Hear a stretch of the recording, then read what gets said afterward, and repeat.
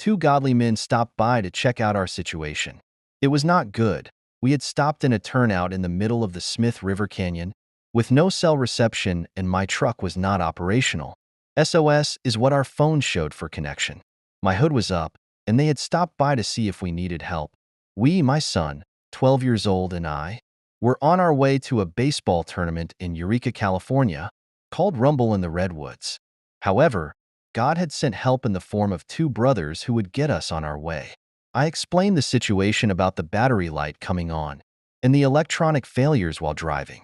I suspected it was either the battery or alternator. These godly men were headed from a job up at Mount Hood, and it had just so happened that they were headed to Fortuna, where the ballpark was located for our 12U team, was going to play in the tournament.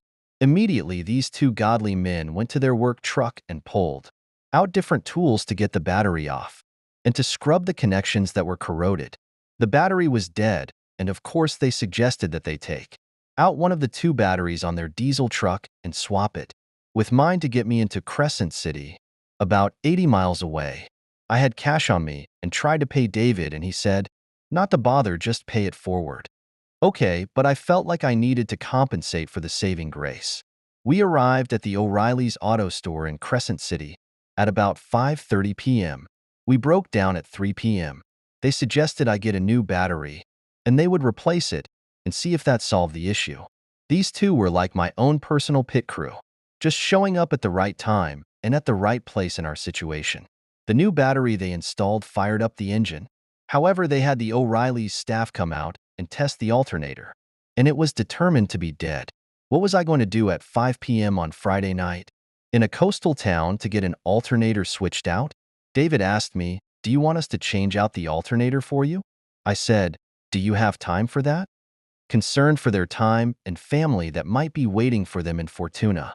He said that it would take 15 minutes to change it, and we would want to change the belt too, said the brother. Okay, what belt? And at this point, go for it. You guys are amazing. I asked if they wanted anything from the Shell station next door to drink. No, I got water in the truck, was their response. I tried to get them to take something, anything.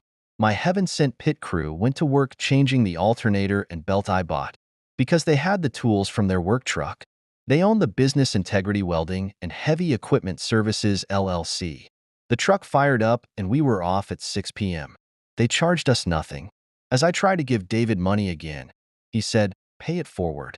The cost alone would have been $1,600 or more. Please pay it forward to these hard-working godly men. Here is their business card information.